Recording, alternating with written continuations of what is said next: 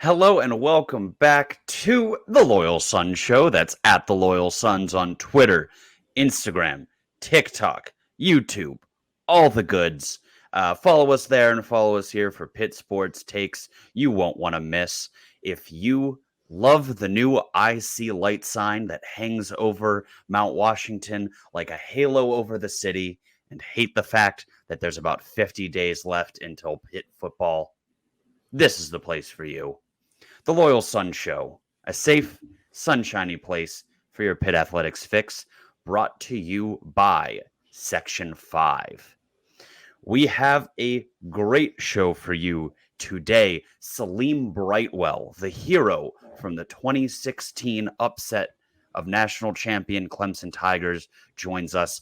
Absolutely electric interview. He's got some great stories for you. We got the whole gang in the house today. What is up, boys? It's great to be back with all three of you. I missed you guys. Not that we haven't seen each other outside of this forum, but to be back in this setting with you two, it's a great feeling. I'd also argue that Saleem Brightwell, although appreciate him coming on the show, and he did have a massive heroic play in that game, I'd argue Chris Blewett was the hero of the Clemson win, but there are a lot of heroes. There were a lot of heroes. It was like Avengers Endgame. It's just a lot of heroes in one game / movie. But yeah, it's also good to be back on dry land. Actually, it's not. I was on a cruise ship for the past week. That's why I missed last interview and have kind of been off the radar. So honestly, I kind of wish I still was on the ship. Have to go back to work Monday morning, but it's good to be back here with you two. Anything happened while I was gone? My phone was off for the most part. Didn't do much Twitter scrolling or texting with anyone about Pitt. Anything happen? I think Bob Huggins tried to get his job back like a fourth time or something weird. But aside from that, in the Pitt world, it's been pretty quiet. Yeah, two, maybe three commits that had Pitt or recruits that had Pitt as a finalist announced. None of them picked Pitt. There was a couple guys we felt like all right about. Nick Marsh, that receiver, that 4-star receiver, super good. He didn't pick us, even though there were a bunch of rumors that we made a huge NIL push. But he also didn't pick Penn State, and I will take that. And then Ryan Howerton, despite saying he was a package deal with Mo Schmo, selected the Maryland Terrapins, which, sure. We've got a lot of linemen. Yeah. Don't need them. Go get pushed around in the Big Ten by everybody else. Get your head caved in by the 4 or 5 stars on Michigan and Ohio State's defensive lines, unless you flip before December, in which case I think you're the greatest football player ever and ignore everything we just said. Okay. Yes. So to answer your question, really nothing. Like I don't think I found out that those guys opted to go elsewhere until 10 minutes before we started recording. Good to know. All right, I'm up to speed. Don't feel like I missed too much. You're back just in time, Dylan. It's a big week for us. Why is that? Well, if you're watching on YouTube, you can see my lovely background. I'm live from hole 18 T-box at Quicksilver. Live on location. Yep. Swid, don't lean back too far. I think your head might dissolve into the clubhouse. It's just a weird thing that happens out of Quicksilver. Yeah. Weird phenomenon. Scientists can't even explain it. It's like the Bermuda Triangle or the moon landing. Anyway, yeah. So the golf outing is on Sunday, and fellas, how are we feeling about it? So excited. Yeah, this is gonna be great. Last year, Greg Rendine Consulting did a great job of kind of throwing it together in a couple of weeks and just putting on a great event. I think everyone who showed up last year said they had a blast. Players, fans, everyone in attendance, just all around great vibes. And then this year, there's actually been months of planning behind it. So we're gonna have a ton of players in attendance. more than we've ever had, bigger names than we've ever had, and I think it's really going to be just an awesome day for everyone. Great day of golf, great day of raising money for charity. Snapper 49 helping out Byron Floyd with that. So I'm ecstatic. I love golfing any day in July, honestly. So adding on top of it that it'll be with a bunch of Pitt athletes and Pitt fans doesn't get much better than that. Yeah, you guys aren't lying. We have a pretty star-studded cast this year. A lot of players involved. A lot of players really wanted to be involved. I was really. It's kind of taken on a life of its own.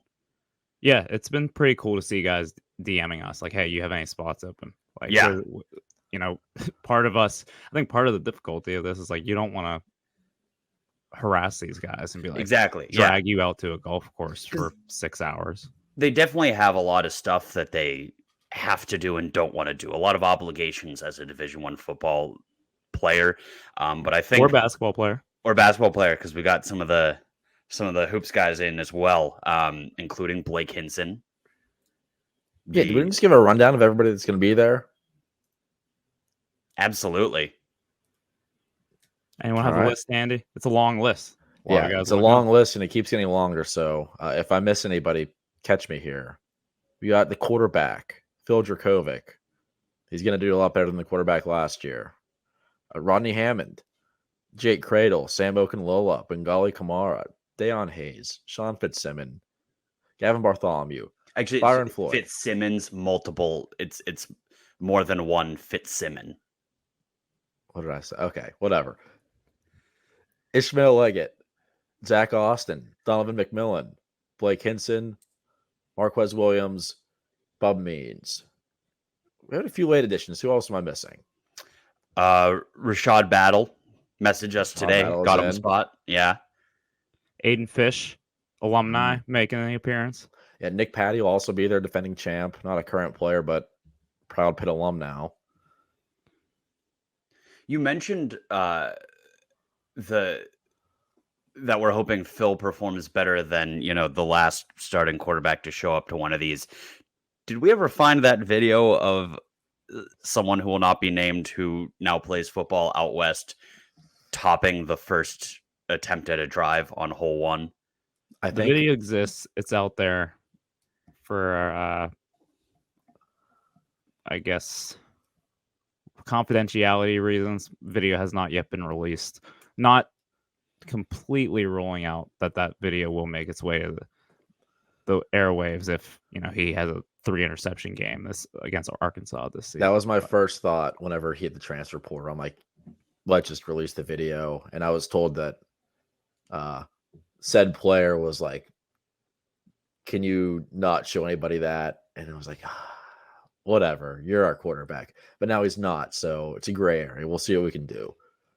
There's going to be a lot of pressure on Phil hole one, because I think when we saw what happened last year, that was kind of the first moment we were like, is this guy not the guy? Yeah, you can tell a lot about a quarterback by his golf game. That's why Nick Patty won the Sun Bowl. He's got the poise to perform under pressure, aka at the Loyal Sons Rendon Consulting Alliance 412 golf outing. Nick Patty's actually like probably the best golfer at this event. Like, he won so easily. Yeah, so you could actually make a case, not even a case. It's probably a pretty clear cut that he is the Loyal Sons Rendon Consulting golf outing GOAT. Like, wow, he's the GOAT of this outing. So we'll see if he can defend his championship. Him and Joe Patty are going to be riding around in a cart. If there was one other foursome I could play with other than the group I'll be playing with Saturday, it would be the Patties, just because Nick would just be tossing darts from like 180 out, and Joe Patty will just be crushing icy light and making me laugh like he would at tailgates last year. Yeah. Also, David Green, late edition, will be there. Yes. That's a guy who looks like he could hit a ball 600 yards if the ball didn't instantly vaporize on contact. Yeah. So who do we think is going to be good outside of Nick Patty? A lot of these guys, I think they say they play at Top Golf every once in a while as a team. A few of the guys have been out this year. They say they've been playing.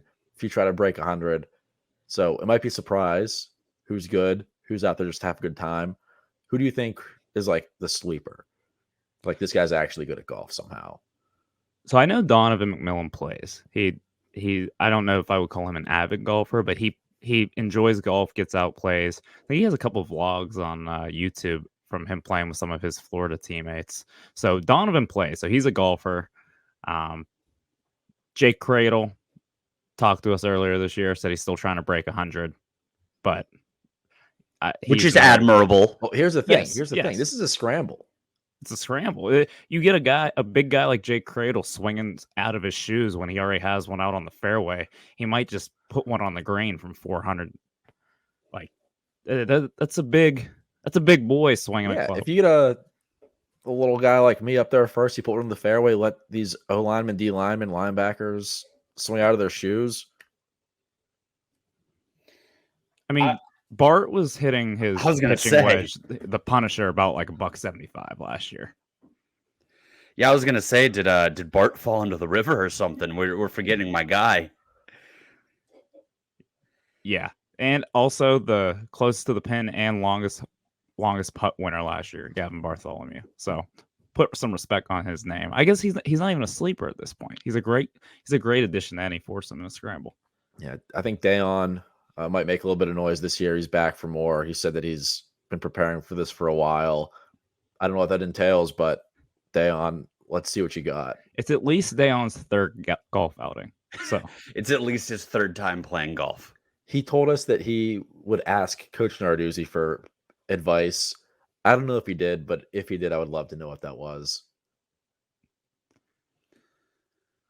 I was actually going to say, I was going to vote for Dayon for guy who loses the most balls. But I don't know. Maybe he has been practicing. We'll see. I think Blake Henson might just be good just because he's like, he was he could have been a 5-star football recruit. Also all ACC basketball player. So I feel like he's one of those guys who's just good at everything he does.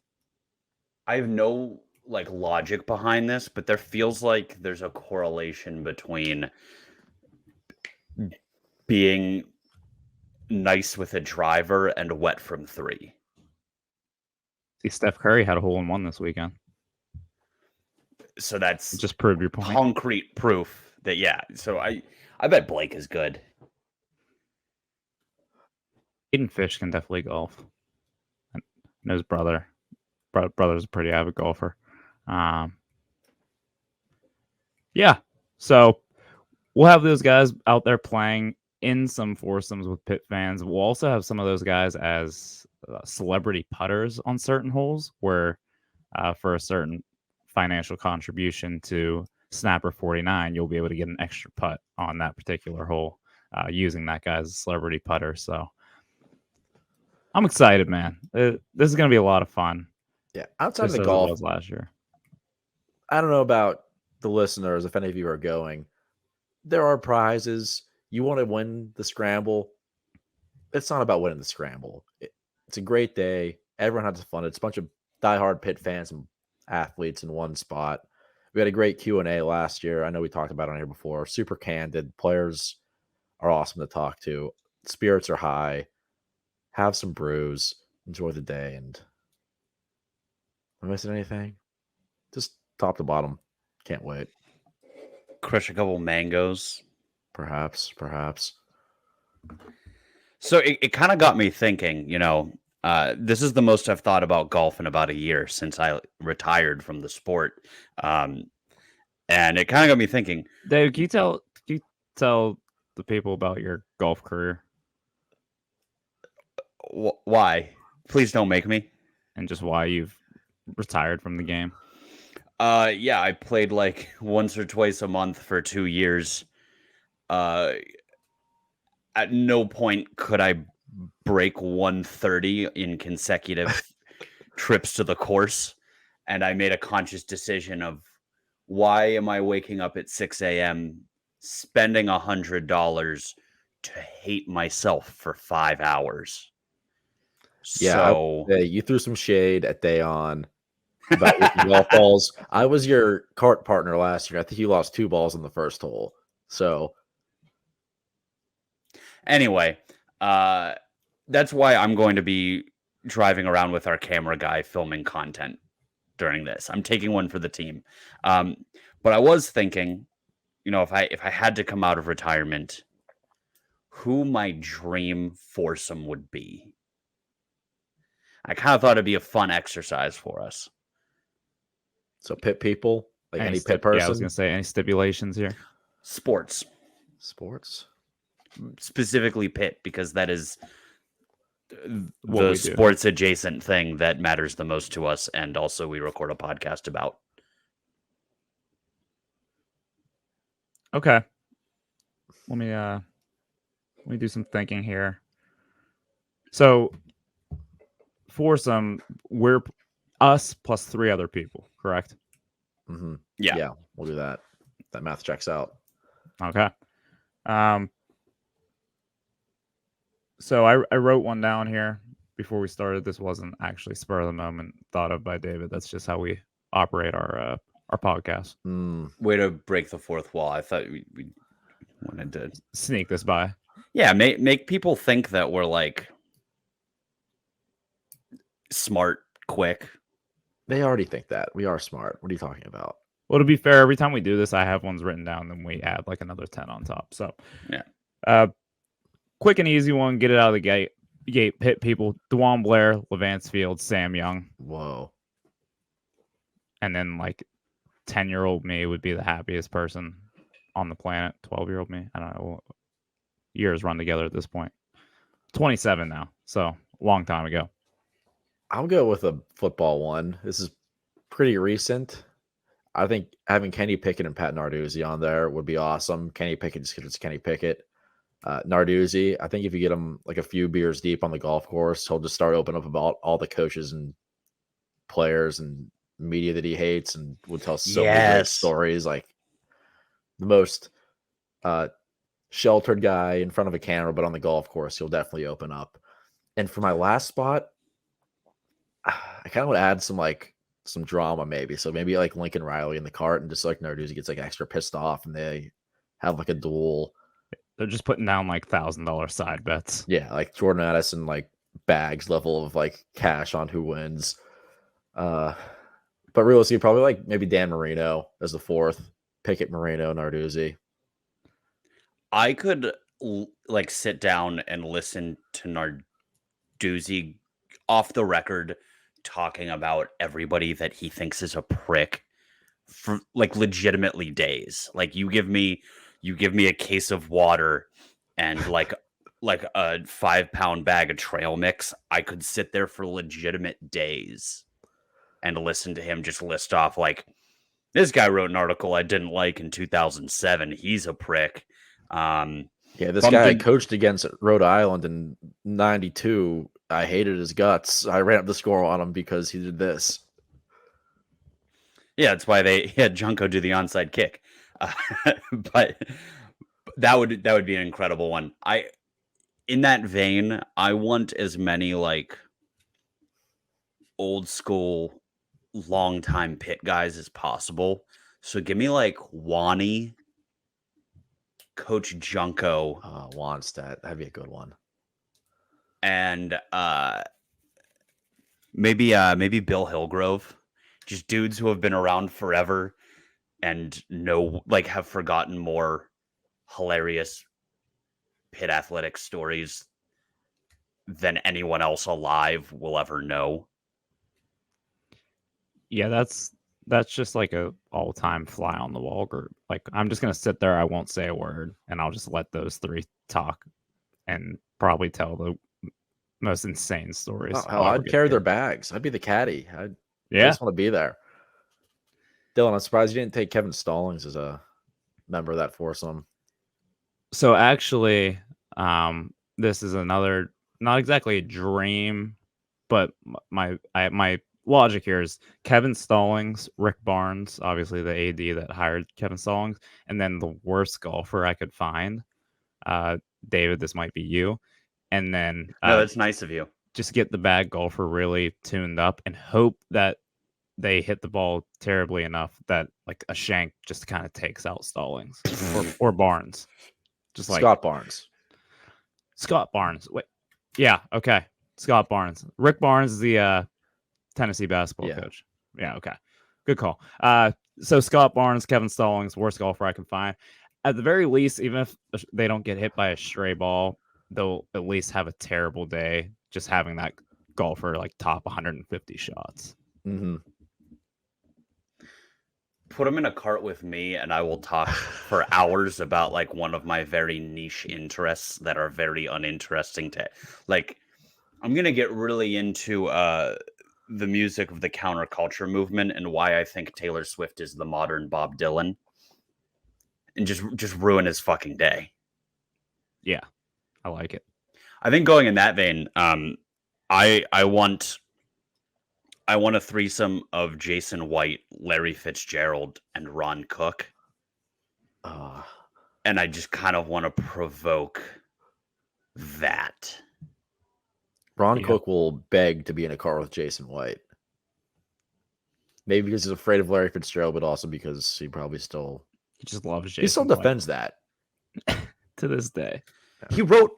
Oh my God. He wrote a lead in the Post-Gazette after Pitt beat Clemson that was like, maybe if Larry Fitzgerald had like enough big players around him like Kenny Pickett does now, I would have voted for him.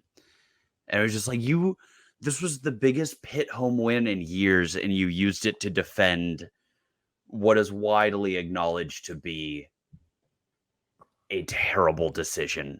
A 20-year-old terrible decision.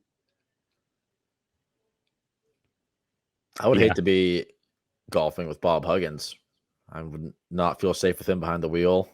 We'd have to have a designated driver for Bob. So nightmare scenario, Bob Huggins, Neil Brown, and a random West Virginia fan. Yeah, Bob Huggins is driving your cart. Yeah. Okay. So wait, that's another interesting question. Nightmare golf foursomes.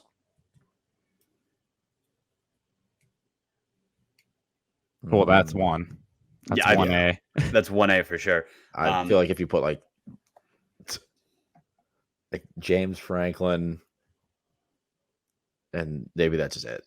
Just me and James Franklin in a twosome with two randoms. Like whenever you show up as a twosome, it's like, yeah, you have these two like grandmas that need two more to make a full foursome. I think that'd be the worst case scenario. James Franklin, Jerry Sandusky, and that guy that made a podcast about Jerry Sandusky being framed. Yeah, that'd be pretty nightmarish, I'd have to say. I think my nightmare foursome would be the collective Northwestern locker room. Just like any three seniors. The whole locker room. All right. Yeah, I don't think Northwestern is planning a team golf outing right now. Maybe they need one. I don't know. It kind of sounds like they have the bonding activity down. But that was a weird one. That Dylan, that happened while you were gone. Yeah, I saw some things here and there. I was reading it. I was just like, okay, that's enough. But back to vacation. Or can we skip right past Northwestern too? Yes. Back to golfing.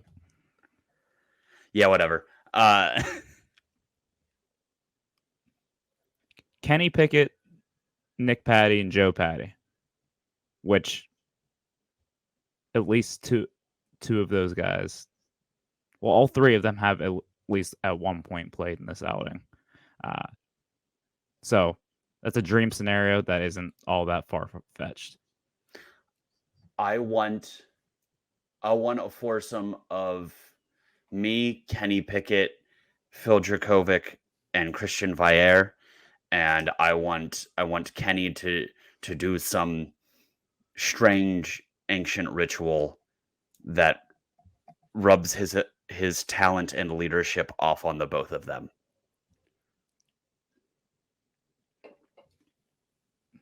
few too many icy mangoes over there for you, David.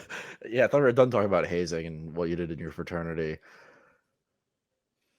Well, anyone who's listening, send us a few of your dream or nightmare golf foursomes, and we will retweet, repost some of the best ones we get. But to put a bow on this, fellas, who's winning the outing? You guys. Not us. No, I Well, think we're one bringing over we're last bringing year. a ringer. They may or may not be a professional golfer. Emphasis on the may not. More likely to be one of our friends who is slightly better than us at golf. Or it may be a professional golfer. You don't know until you show up. 7 a.m. Sunday, Quicksilver. We'll see you Also, there. before we wrap this up, if no one responds to this saying that their dream Pitt foursome would be them and the 3 Loyal Sons, then I'm deactivating the account. Are you or someone you know looking for work in a recession-proof industry?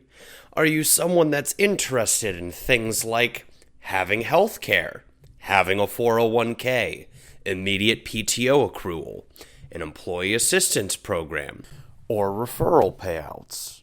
Our newest sponsor, Haddad Accelerated Delivery, an Amazon delivery partner, is looking for safety-minded and dependable drivers to join their delivery service team. Be a part of a company that will encourage self-ownership and award bonuses based on exceptional safety and delivery efforts. This is the ideal gig for individuals seeking full-time work or students interested in making some pretty good money during breaks. If you or someone you know is safety-focused, hardworking, organized, efficient, and team-oriented, text HADD to 464-646 to apply.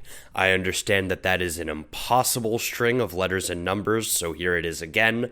That's HADD to 464-646. For a job that's the total package, get it? Because, it's deliveries. Haddad Accelerated Delivery is the place for you. Please welcome to the show former Pitt linebacker and the architect behind one of Pitt's greatest upsets in school history, Saleem Brightwell. Saleem, how you doing today, man? How you guys doing today? No complaints at all. No complaints. We're sitting here talking to you, so we could be doing a lot worse. Yeah, I already know. Yes, sir. So you played for Pitt for 4 years, starting in you were a redshirt freshman 2015.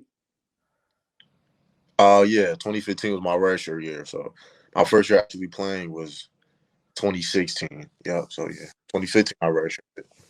And you did some pretty significant stuff in 2016, but we'll get to that later. Right now, I want to know, what have you been up to since you graduated?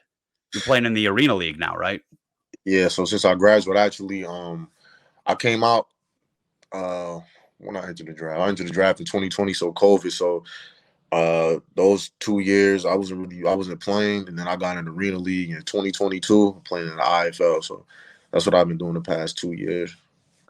Have you gotten used to the changes in the Arena League? How are you liking the new rules and playing indoors?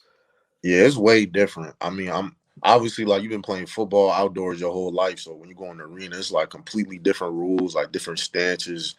It's like completely different from regular football. So it took me a while to even get adjusted to it, So I mean, outdoor football obviously is easier, or it might be more fun to people because that's what you grew up playing, So that's what I would say about it. What is the biggest difference been between the regular 11-on-11 football and indoor football? So indoor football is 8-on-8. So it's 8-on-8. There's only one linebacker on the field, actually. So it just, like, the gap fits are different. Like, everything is just way different. You have motion guys. So, like, on real football, you have to stand still, and then nobody can move on offense until the ball is snapped. But arena football, you have receivers that are already running and they snap the ball while they're already running. So it's just like little nuances like that. I mean, at the end of the day, it's still football. You're still tackling people. but like the little nuances make it like kind of difficult to adjust to until you start doing it. Really, That sounds a lot harder for the defense. way harder. Like it's basically the game is basically they want views, so it's basically to make the offense score. Like the games are usually like a normal score in the game would be like 65 to 75. Like the games would be like up. Like it's ridiculous, and the field is only 50. It's only 50-yard field. You feel me? So it's way smaller. So it's basically they want the offense to score to bring fans to watch the games and stuff. So obviously for defense, we get the shitty end of the stick. So we got to deal with that. What are film reviews like the Mondays after games then, or the days following games? I imagine for the defense they get pretty tough. Yeah. So I mean, you have camp and stuff too. So like real football, you have camp. So a lot of players they're coming from outdoor. So when you go to camp, it's like a 4-week long camp. So they break everything down to you throughout the season or throughout camp, and you start to get the hang of it. So I mean, newer players will give leeway too, but if you've been there for a while, they kind of get on you. But not that difficult to learn, but it is confusing if you just first looked at it. But once you start doing it, it's not that bad to adjust to. Gotcha. I imagine playing for a Randy Bates defense prepared you pretty well. You had to play a couple of those linebacker positions. Did you play all three? I know you were middle, and Did you play money and star as well? Yeah, so I ain't play star. I could. I mean, money is kind of like money and star, kind of like the same kind of. So, but I played outside, weak side, and I played middle. Those are what I basically played. So money and middle. Yeah. Right, and in Pitt's defensive scheme, obviously linebackers have to be a little bit rangier, have to cover a little bit more ground. Has that carried over a lot, being the only linebacker on the field in such like a fast-paced form of football? Yeah, no, I definitely had I feel like when I was in college, like that was the main thing I wasn't really that good at covering. But as I got older in college, I had to get adjusted to that. So by my senior year, I was pretty good at covering, So when I got to arena, I feel like that really helped my covering skills, like you said, because the receivers are moving and stuff already. So I feel like I was a pretty good coverer towards the end of my career in college. So definitely helped me a lot. Well, you played for two defensive gurus at Pitt, and Coach Narduzzi and Coach Spade. What was that like? It seems like pretty intense guys from afar, but you were in the room. Let's hear from you. They crazy, but it's like when people say like sometimes when you were genius, you gotta be like a little off. Like that shit is so true. Like they like you'll be like, yo, what is wrong? Like they psychos, but like psychos in a good way to the point where like they're extremely detail oriented, and I really learned a lot. Like when people say like Narduzzi, like a football genius, like he really is. Like some things he would like break down to me when I would ask him questions. Like it was like amazing. I was like, man, this man really is like a genius in football. So like I feel like I got extremely smart from being around Narduzzi, especially. Like, he got me like very smart in football. So really raised my football IQ. So have you been able to see how that defense has kind of evolved over the years, even during your time, with the team, of course, but even in the time since then? Yeah, for sure. Yeah, because I mean, when I was in college, my freshman year, we didn't really have anybody in our defense go to the league. And then after my senior year defense, basically but me and like two other guys, basically that whole defense is in the NFL currently right now. We have probably that whole defense from maybe let me think, from my senior class all the way down to the freshman class for backups. We probably have about 16 to 18 guys like in the NFL, like maybe like 15 drafted. So defense, I've definitely seen a tremendous change in the defense since I was there from the beginning to when I was a senior. Yeah, it's kind of crazy. The early years of the Pat Narduzzi era, the defense was a little bit shaky. A lot of high-scoring offenses came into Heinz Field, but in the past few years, even early on, we saw glimpses of how dominant that defense can be. And seeing the guys in the NFL now really proves how that system can really work when it's going. Yeah, and I feel like what also helped too is like Narduzzi and the Pitt staff, they got a chance to recruit the type of players they wanted, So I'll give that too. Like they great at recruiting because there'll be dudes like when I come into camp, there'll be guys on our team, freshmen that will be 1-stars. And I'm like, how are you a 1-star? Like, I've never seen them in my life.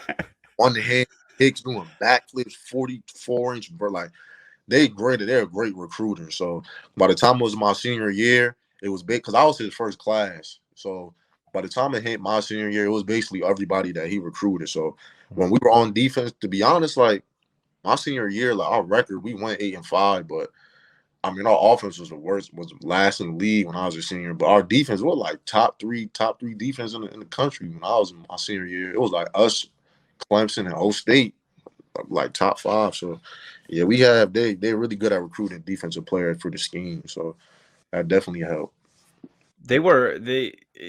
We talk about it all the time. They've been unbelievable at, it's not like Pitt's going out and beating out other schools for like 5 stars.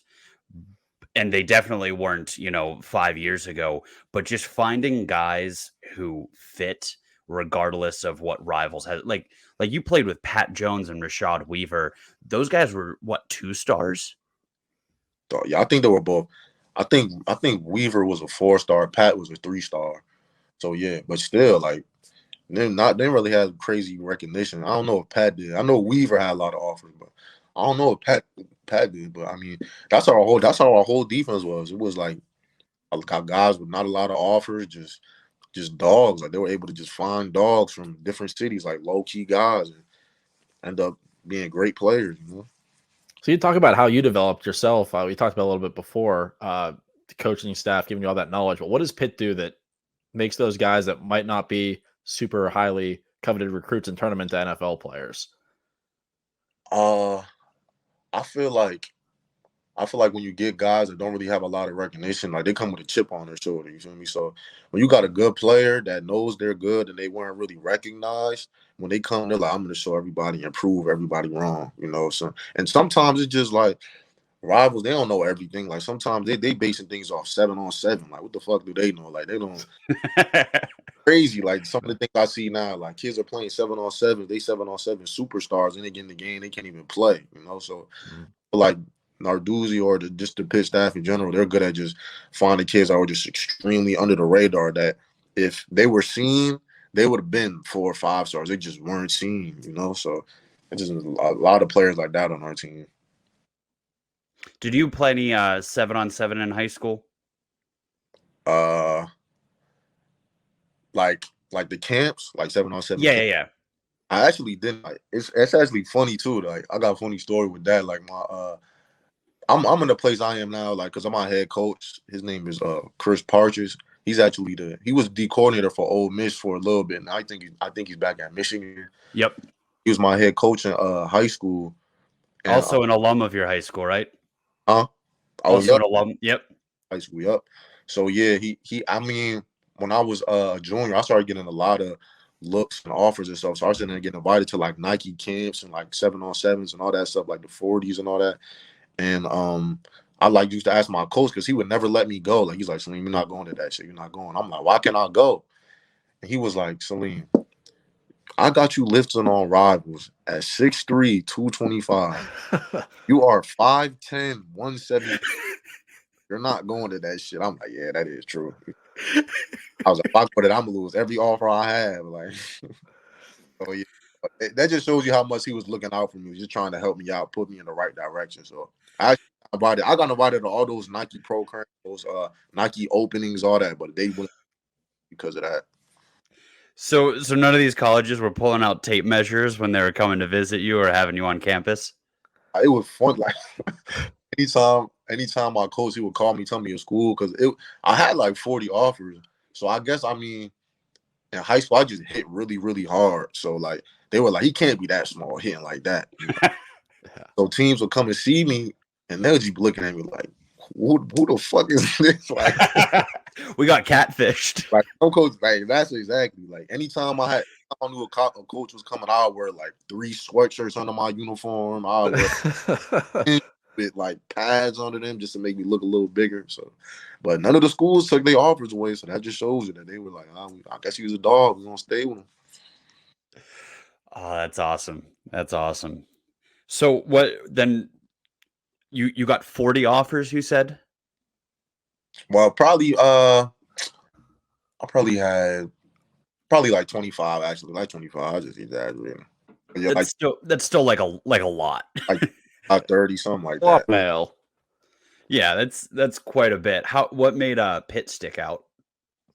Oh, so actually, Michigan. So actually, my first two offers were Boston College and Rutgers, and like schools don't really looking at me like that. But usually, how college football works, how you get offers is when you get a big school that offers you, other big schools want to follow.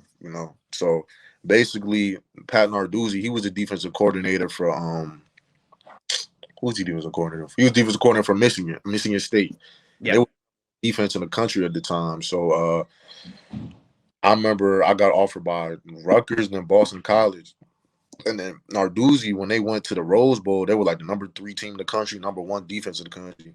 They offered me. And I was like my third offer. And after I got that offer, I got like just offers just piling in after that. Because like I said, when a big school offers you, that's when everybody starts coming in. So I mean, I'm a loyal person. So just off of the strength of that, I had Michigan State at the top of my list. I took a visit there. I liked the staff, liked Narduzzi. Everybody was cool. Everybody. My head coach was basically, we ran our defensive scheme in high school from Narduzzi's scheme. So I was really connected with that. So I took a visit there my junior year. I was going to go to Michigan State. That's where I wanted to go. I was going to commit and everything. But then Narduzzi actually left Michigan State and went to Pitt. So then I took a look at Pitt and I ended up liking it. So I was like, you know what, I'm going to go here and take a shot at here. So. And the rest is history. Yeah, that's what happened. That's what led me to Pitt. You feel me? So it's everything for a reason, Absolutely. So we're very happy you ended up at Pitt for a lot of reasons. You put up numbers 4 straight years. You were, an instrumental part of that defense, but there's one thing I think that Pitt fans think of above everything else when they hear the name Saleem Brightwell, and that is your game-turning interception against Clemson 2016, one of the biggest upsets of the last 10 years in college football. So anything you can tell us about that game, regale us. What was it like going in? What was the atmosphere? Yeah, Go ahead, take it away. that's a great memory. Yeah, that game, like, cause our team, we were like what? 5-4 going into it. Into that. So nobody thought we had a chance, but like playing for Pitt is weird. Like you gotta know, like you Pitt fans, like like the team will be good and just find ways to just lose weird games that we should win. So it's never like we don't have the talent to beat all these teams. It's just like we'll lose by like some crazy way, or like we'll just have a bad game or play towards team's level. But like being You're speaking to the soul of a lot of people listening to this. Like, the Pitt experience. Crazy because the same way the fans feel, the players feel the same way. Yeah. It's funny because I know how you like. It's the most frustrating thing in the world. Like when you know the team. Like I told you, my senior year we were 8-5. That team, I promise you, that team was easily a 10-2 team, like ACC championship team. The way that but we just blow games. Like it was just ridiculous. So going back to what happened with Clemson, so we were 5-4. We started off like 5-2. I think lost like 2 straight, something like that. And we went into Clemson. Clemson, they were like what 10-0. Got Deshaun Watson, he Heisman candidate, best team in the country. Like they're not looking at us. They're like we about to blow them out in their head. But we know the type of team we have, so we about to go in here and make something shake. And then I remember we went there, and it was just a feeling. Like I was just like, I just feel weird. Like we sometimes you just get a feeling and you just know something gonna happen. And I remember we're in the locker room. And we come out after Clemson, and you know how they run down that little tunnel, like they have like that little run. Howard's Rock, yeah. So that the visitors' locker room is right under that tunnel.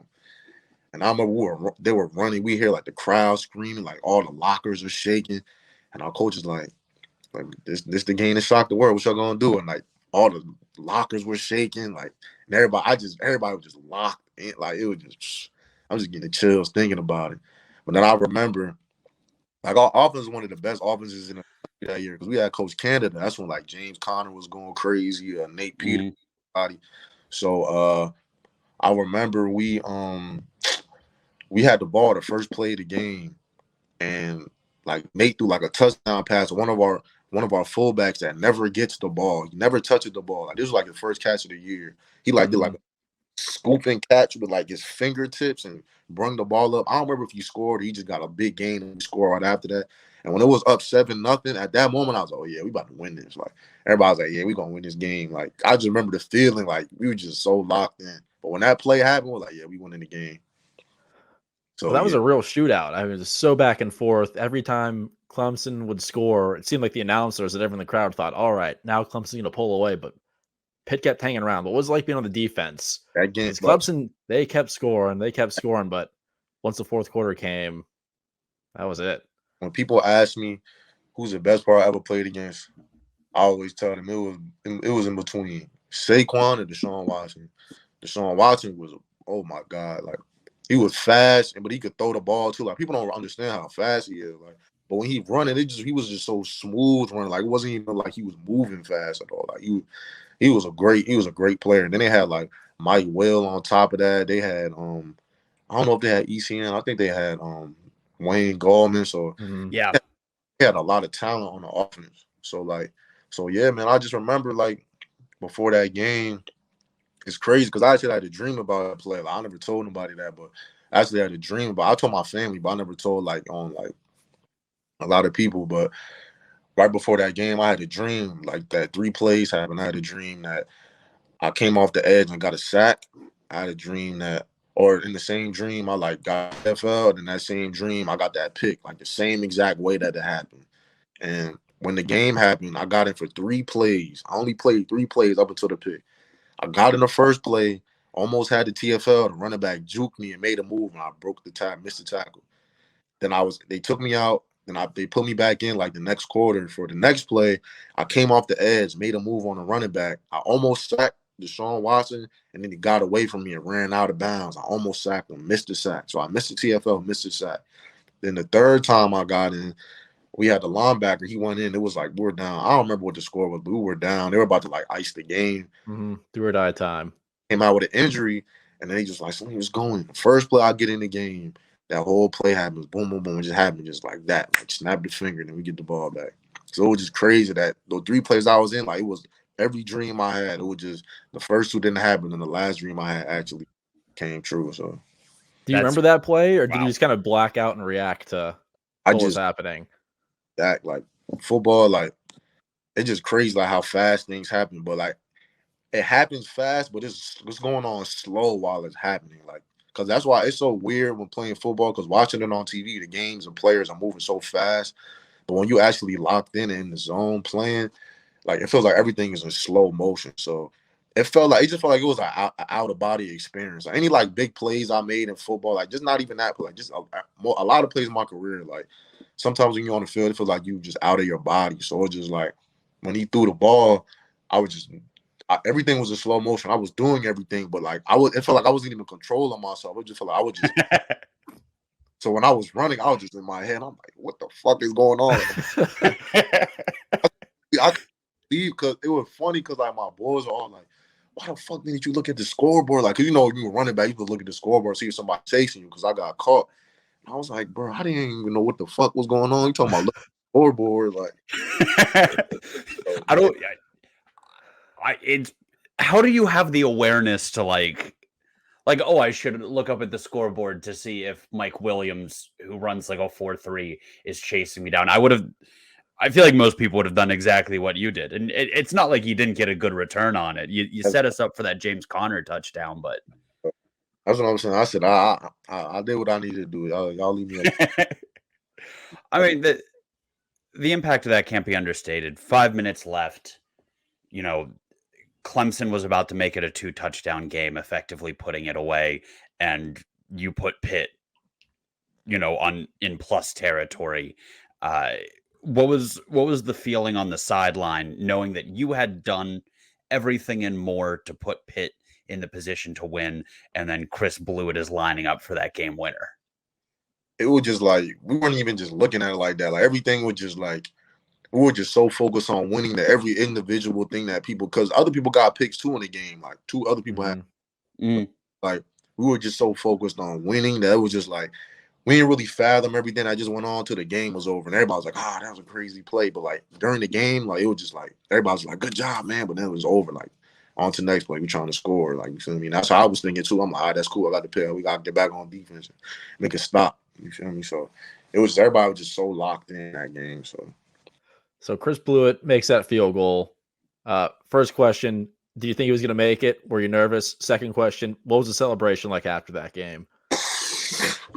That's a celebration with someone. Yeah, I don't think we talk about that on the podcast, but I think this is the perfect podcast for you to talk about the celebration. we had a great time to that. But like, now when Chris Blewett went up to the kick, I remember he missed like 2 field goals before that, and I remember Narduzzi, like, it was just crazy because usually he'll get mad and be like cursing people out, but like for some reason that game, like, he gave Chris Blewett like a kiss on the head or something, like after he Very famous, yeah. After he missed the second one. And it was for some reason, like, we just knew he was gonna go in, like, for whatever reason. Like, I don't know if it was just like God or something, but I just had the feeling the whole game. I was like, no matter what happens in the game, I feel like we just gonna win this game. So when he went up to kick it, I feel like we knew we were gonna win for whatever reason. I feel like everybody felt like we were gonna win the game. Yeah, that kiss, the kiss of death valley, we like to call it. That I think everyone knew when they were showing that highlight, like, yeah, he's not missing again. Because that's either Narduzzi giving confidence in him or like an old Italian signal for like, you better not fuck up again. I'm right here. I thought it was both. Probably both. So you only played a handful of plays that game, yet instantly became the hero of the city of Pittsburgh. How long after that game were you kind of just walking on sunshine? Like, how long did it take to come down from that? So me, like, I'm on to the next. I'm trying to just, like, I was happy it happened, like, maybe for a couple of weeks, just because it was like a crazy play. For a couple of weeks it felt good. Like, I was like, man, I can't believe I did that. But like after that, it's like, all right, moving on. Like, we trying to, like, because that's why, like, I don't know, like, because people always just bring up the play when I was in college, and it was just constantly bring. I'm like, man, I was like, that play's over, man. I make way more plays. I'm not, you feel me? So that's how I was looking at it. Like, it's a big play, but it's like, I make a lot of big plays. I can make big plays every single game. That's how I was looking at it when I was younger, you know. So coming during that season, even going into further seasons, like, it was all right, that play's over. It's cool. Like, it's a great memory now that I'm older and out of college, looking back on it. But like, especially when I was in college, it's like, that's one play in the book, and we just gonna make more plays. You feel me? So Well, that's the thing. You played in a lot of big games, a lot of big upsets, a lot of notable wins in that era of Pitt football. So it's not like that Clemson game was the only thing you could hang your hat on. There were some crazy games, memorable moments that you've been a part of. sure, most definitely. What else stands out? As far as games, or personal moments. what's some crazy game? I can actually tell you about the first game I ever played, like the first game I ever got in.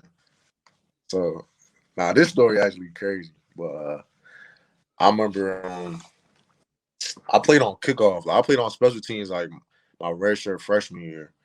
So I was on special teams, and it's funny because I actually went viral like my freshman year when we played Penn State the second game of the season. I like hit the kicker, and it like went viral like on Twitter, and everybody started, because that kicker used to be coming down like trying to like make Joey Julius. Yeah. So then I ran and I just hit him, and he fell.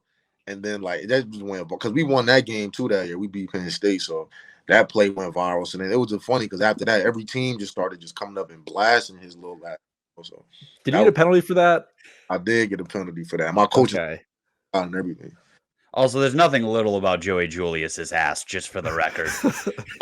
That was a 300-pound kicker. He was big as shit.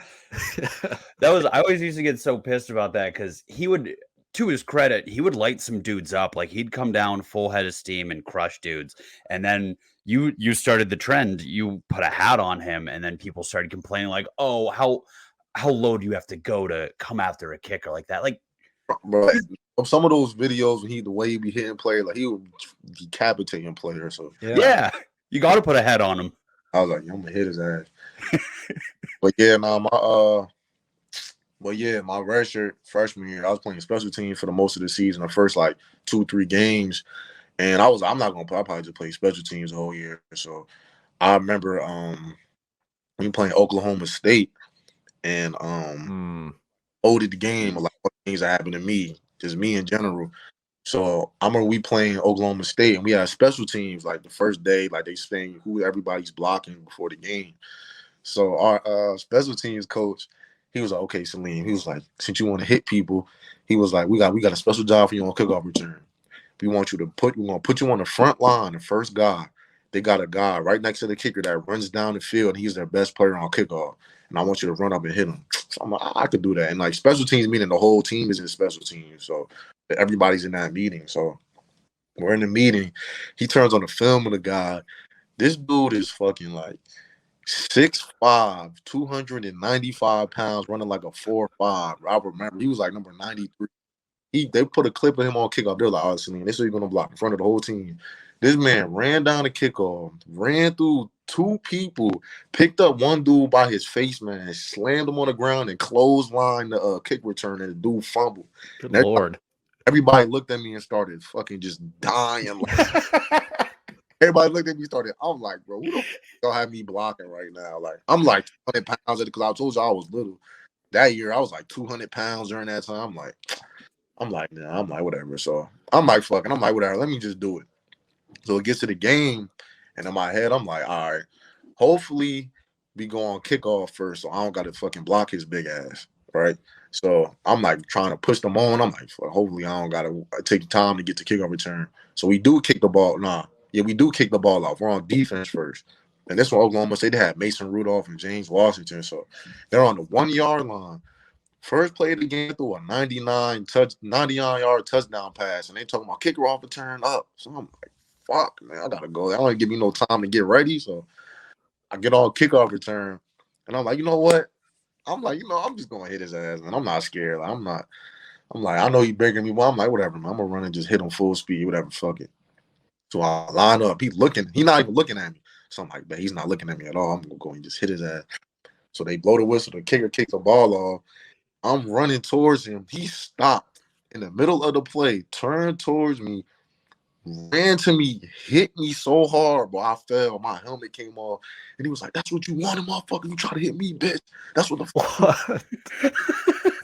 Standing over me, and I was looking at him like, yeah, I want it. And I just jogged off the field and just ran to the sideline. Like, fuck, big ass, fuck me up. But, And Welcome the to rest of the college game did not football. go any better. but that same game too was crazy. Like another story in that game, I was actually the third string linebacker at that point. At my position, I played outside. So I remember second half or maybe third quarter, our starter linebacker pulled his hammy. And then my coach was like, "Saleem, because when you're not playing, you on the sideline fucking around with your team. We joking around, making fun of fans and shit. Like, we're not paying attention." So, because I'm not going to get in. I don't give a fuck. So one of the linebackers pulled his hammy. So then my coach was like, "Saleem, you're second string now. Be ready. Like, you're up in the depth chart." I was like, whatever, man. He's like, "Saleem, get ready. You going to get in?" I'm like, "Bro, I'm not getting in, bro." So I'm just chilling, watching the game, like joking with my boy. And I look to the sideline. It's like the end of the fourth quarter. The second string linebacker got his knee on the field screaming. So I'm looking, I'm like, who's that? And then I'm looking like, wait, I'm like, is that Bam? Like, is that the second string line? I'm looking, I'm like, bro, I gotta go in the fucking game right now. Rented my coach, because I never got in before this. I was just on special team. I never played in the game like on defense. My coach, my defensive coordinator, my linebacker coach sprinted toward me, grabbed me by my shirt, and said, "Get fucking ready. You get in the game. Don't fuck this shit up." So I'm sitting there like, God damn, bro. Like, and the game is tied. Mind you, the game is tied. It's the fourth quarter. The game is tied 33-33. This is my first play ever getting in college football. And I get in. I do pretty good, you feel me? So that's how my first start ended up going. So That must have been a really like. Were you seeing stars when he grabbed you? That's a rude awakening. yeah, he fucked me up. I ain't gonna lie. That was like a welcome to football moment, like welcome to college moment. I ain't gonna lie, cause he was big as hell. Like it was just, it was just funny how the whole thing transpired. Like he just basically like, cause usually like you trying to run down to make the tackle. Like you're not worried about the blocker. Like if you beat the blocker, you just trying to make the tackle. Like he stopped in his tracks, ran towards me, said, "Fuck the play. I'm gonna hit this dude right here," and then fucked me up. So I definitely felt. That's why I remember that shit so much. God, that is a very tough introduction to the sport. Thankfully, things got better. Definitely got better. Things got better for you, yeah. Definitely got better. I feel like everybody got that moment, though. Everybody got that welcome to college moment. So Yeah, makes me a little glad I quit football around freshman year of high school because I would have dropped the helmet and walked off the field if that kind of stuff happened to me. yeah, football definitely not for everybody. You gotta be. I always talk to my friends like to play football. You gotta be a little off in the head. Like you gotta be a little off to play football. I ain't gonna lie. Like we not knowing, especially like linebacker. We playing defense. Like you gotta be a little slow. You feel me? So I kind of. Hey, you got to be a little off to play football. You got to be a little off to play a genius. That's where we get, guys like you and Bates and Narduzzi. there you go. Similarity right there. So we can't tell you how much we appreciate you helping us relive some of the best moments we've had as Pitt fans. But before we let you go, be real remiss if we didn't ask you your thoughts on this upcoming season. Have you been following the program closely in recent years? You have any thoughts on what we might look like this year? Yeah, so I gotta look and see at some of the players because it's just crazy. Like I said, I'm feeling old right now because all of the young players, like when I was a senior, all like the little freshmen, they all like in the league already. So it's just like I don't even think there's any players I play with now. Maybe like a couple. So I gotta look, but I mean they look good though last year. Like they look real good. So I mean, Pitt's always bringing in new guys that's gonna come and shine. So it's like one player actually. He just got drafted. His name Kalijah Cansey. He played D tackle. So we had Jalen Twyman. Jalen had like 13 sacks, and then when he left, all the fans or everybody they were like, "Man, how you gonna replace JT? Like, what are you gonna do for JT?" And now I remember a reporter asked me. They said, "So who's gonna be like one of the next players coming in on defense?" Like my senior year, he was like, "Who's gonna be one of the next players coming on defense?" Like Kalijah was a redshirt, and I remember it was Kalijah and Brandon Hill safety, and I was like, Brandon Hill and Kalijah Cansey. But the main thing I was like, Kalijah, like, he's gonna be an All-American. Watch. A couple years, he's gonna be all in look. So, like I said, pick on fine players. You feel me? They're gonna definitely have players. So I'm not worried about that. So we gonna see. They got a new offensive coordinator, I think. So we're gonna see what happens. I like they picked up Phil what's his name? Jakovic? Yeah, Jacoby. He's nice. Yeah, no, I like Jacoby. He nice. I used to watch him. He played for Palm Richland. Yeah, yeah. Jacoby was nice. I remember watching him. So I think they got a good pickup with that. So we're gonna see some of the young guys gonna have to step up, but I mean, I think they're gonna do good for the most part. That's the thing with Pitt nowadays. You just kind of got to trust the defense. Whenever one guy leaves, someone will step up.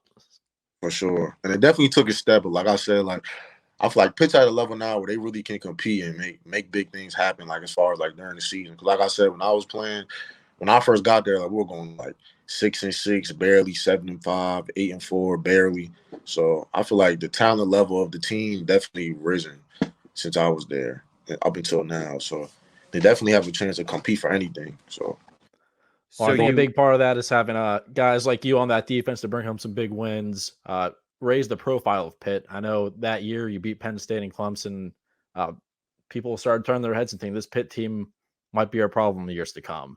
Yeah, for sure. And look, we won the ACC championship, so a couple years ago. So that was just like that year, like wasn't a surprise to me. Like when I seen that happen, I was like, like we were gonna win eventually. Like so, it was just like all the players before that just slowly building up to what it became, and then like developing Kenny, letting Kenny develop with an OC that actually was good, letting him get to where he was, So we like everything that happened with Pitt, like being the players, like you see that building up. So like all the older players, when we left, we knew like when we seen the season, like we knew that was gonna happen like the next couple years after we left college, So you dreamt that you were gonna have the game sealing pick or the game turning pick against Clemson. You correctly predicted Kalijah Cansey would be an All-American. You predicted Brandon Hill's success. Can I hear you say Pitt is going 12-0 this year and Phil's winning the Heisman? Oh yeah, Pitt gonna go 12-0. Phil gonna win the Heisman. Let's get it. We need Ladies it. and gentlemen, you heard it here. We need it happening. Saleem, thank you so much for joining us. This was an absolute pleasure. Loved hearing your stories. And hail to Pitt, man. Yes, sir, man. H2P, man. Appreciate you guys having me on here as well, man. Good to meet you guys. Thanks, Saleem. Thank you again to Saleem Brightwell for taking us down memory lane. Awesome interview, and best of luck to Saleem with the upcoming season in the indoor league. Really enjoyed having him on.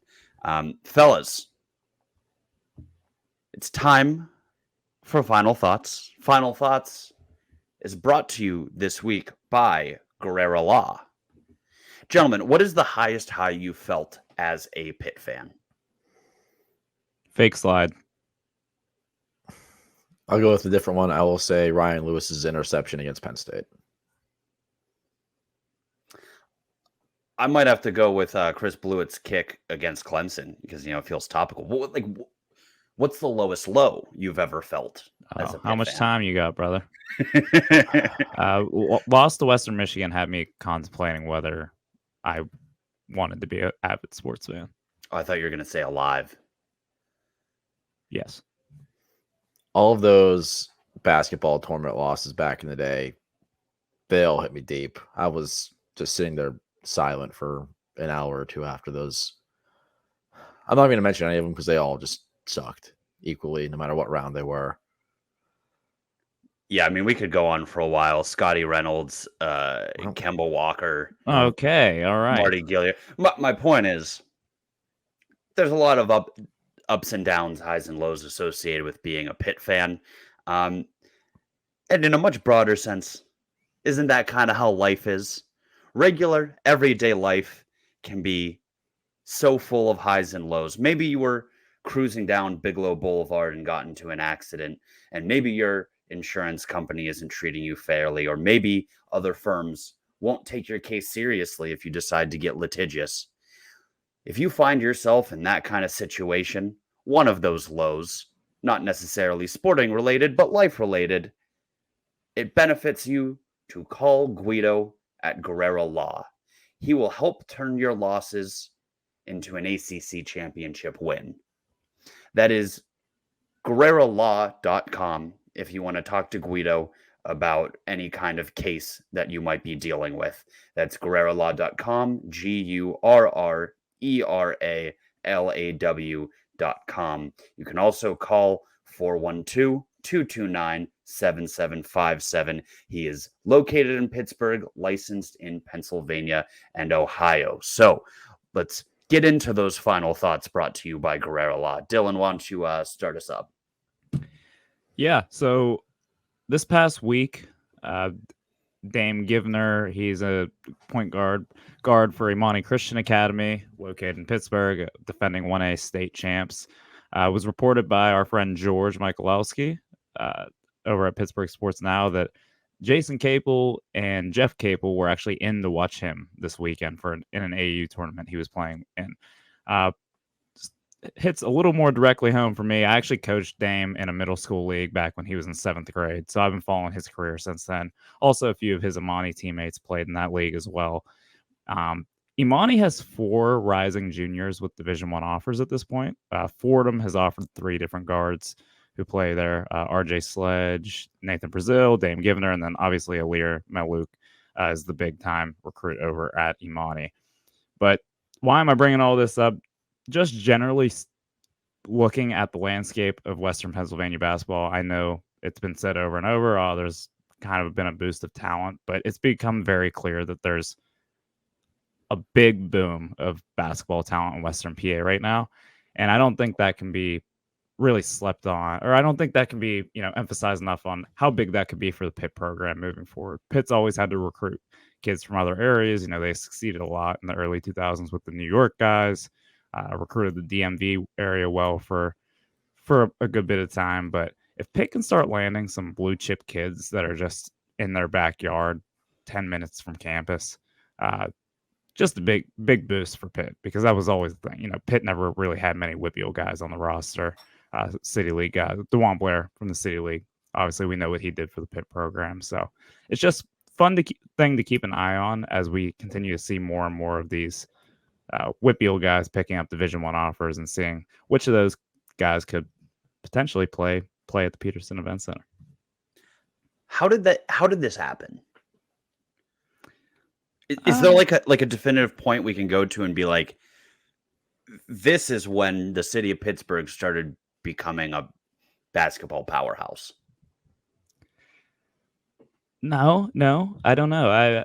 I think there is maybe a bit of a shift in, because we've seen maybe a bit of a drop off in football talent in Western PA. Not that there's not still great football here, but the number of kids signing with FBS schools every year has declined pretty significantly over the past decade or so.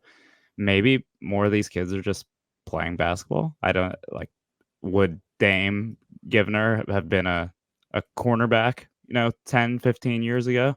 I don't know. I don't know if that's what it is. If the city of Pittsburgh as a whole, I think, has started to generate a little bit more buzz, and these kids are out playing AAU ball and playing for different teams in different states. Imani's done a great job with developing some of these kids, getting them in front of college coaches, and so I think that's probably a big part of it too. But I think there is a bit of a cultural shift in Pittsburgh with respect to basketball. It doesn't feel like it's just such clearly option B. I mean, Pittsburgh will always be a football town, but at the high school level, basketball does seem to be garnering a bit more buzz now. I mean, Malik Thomas can't go through the segment without mentioning him, but he's like legitimately a top 10 player in the country in his class, probably a future NBA guy. Like he's the biggest prospect that the city of Pittsburgh has seen since recruiting rankings became a thing. Sounds like a perfect time for basketball to boom. Be a hell of a time for the Capels to capitalize on this market we've got going. More like capitalize. Capital Squid. Yeah. So my final thought was the MLB draft was last week. Pirates are the first overall pick. Paul Skeens got drafted, so naturally I got myself a new Pirate jersey. You can see here. For 8, is that Willie Stargell? No, it's not Willie Stargell. I wore this to the game the other night. I got a few questions about it. A lot of fans came up and said, "Oh, love the jersey. Why?" Beautiful. You got a Kenny Pickett Buccos jersey. It's weird that jersey's kind of blending in with the bunker over there. That's another one of those weird phenomenons we can't explain it. Yeah, I think there's a ghost out here. But yeah, it was Dylan, myself, and a few other friends at a Pirate game. It's probably 3 or 4 weeks ago at this point, and we were all just making a couple bets. Like, I bet this guy gets a hit, bet this guy gets out. We bet on Austin Hedges to get out, which is almost a sure thing. And we said, you know what? If we get this bet right, we're just going to order a group of Kenny Pickett Pirate jerseys. Ground ball in the hole, third base makes a diving stop. They turn 2, he gets out. We win our money right there in the stadium. Pull up DH gate and order some Kenny Pickett Pirate jerseys. Yeah, it's funny. That's actual thought is the Pirates could use him out of the bullpen. I'm more than sure he could get the job done. He hit a dinger in Cam Hayward's charity softball game. 2 dingers. 2. Excuse me. I think that jersey is the 3rd Kenny Pickett jersey. 3rd or 4th. Okay, now I'm actually doing the numbers here. That might be the 4th Kenny Pickett jersey that I've sent an order on after a couple or a few beers.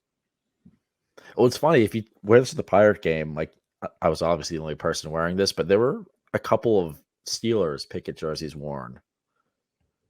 So I wasn't alone there. I also think once you hit like July, August at PNC Park, like it's football season. Yeah, they come back, they round back to their natural form, and at that point you just have like a bunch of TJ Watt, Cam Hayward, Kenny Pickett jerseys walking around. Mine is actually also baseball related. A little bit of Bucko fever on the podcast, even though I don't think they're doing very well right now. Nope. So I was just at my sister's for family birthdays, and my godson was having like a little bit of a meltdown there playing a game. Didn't go his way. He started crying, and I was with my brother-in-law, his dad, and he was trying to get his attention, and he was like, buddy, can you come here for a second? We need to talk. Like, can you calm down? Like, and he keeps crying. Like, no, won't come over. And my brother-in-law goes, hey, there's something really important I have to tell you about the Pittsburgh Pirates. My nephew whips around, books it over. He's like still tears in his eyes. Like, what? And my brother-in-law goes, the Pirates are calling up Endy Rodriguez. And my nephew, who's 4 years old, not yet in preschool, goes, really? He's like, yeah, calling up a couple other guys. One even has your name. And he was like, oh my God. Like, no more tears. Like, totally forget what he was upset about. Runs back, rejoins the game, like, little pep in his step, so psyched. And I turned to my brother and I was like, that was incredible. That was the most beautiful Yinzer parenting I've ever seen in my entire life. Just telling a 4-year-old, like, yeah, the Pirates are calling up a couple of the really high-end prospects, and I really think it's going to help solidify the catcher position. And this 4-year-old is just stoked. He's like, let's fucking go. Got a young Bob Costas in the making. How did this 4-year-old become so Pirates obsessed? Is his dad a huge Pirate fan? His dad is, yeah. He's both parents Pitt grads. So he, by osmosis, has watched an insane amount of specifically Pitt sports growing up. But he's crazy good with numbers for a 4-year-old. So like he just loves watching the score go up, and he can like memorize scores. Like, he pointed at a picture from when he was 3 years old, and it was all of us at a Pitt game. And he goes, Mommy, Pitt was up 6-0 when that picture was taken against Miami. And my sister was like, what? And she like found the date of the picture and looked it up, and Pitt was up 6-0 on Miami when that picture was taken. Yeah, all right. So my point is, I'm going to teach him how to count cards. Love it. Put that numbers skill to use. Like, don't worry about putting them through like any accelerated math programs in school, anything stupid like that. We're gonna have Uncle our stats department, Uncle Dick is gonna my nephew's gonna be his apprentice for the Loyal Sons stats and info department. Oh, we're in good hands now. Generations to come. But yeah, the future of Pitt fandom is in good hands. I love to hear it. Well, those were all great final thoughts. Fellas, I'm working on very little sleep. Just got home from the cruise before we hopped on this recording. So if you guys don't have anything else, I'll lead us out. We good to go? Let's call it a night. All right. Well, see you all Saturday at the golf outing. Well, I'm sure not all of you will be there. Sunday.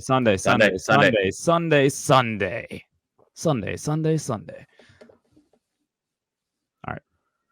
I'll lead us out. Go to bed. Hail, Loyal Sons of Pittsburgh.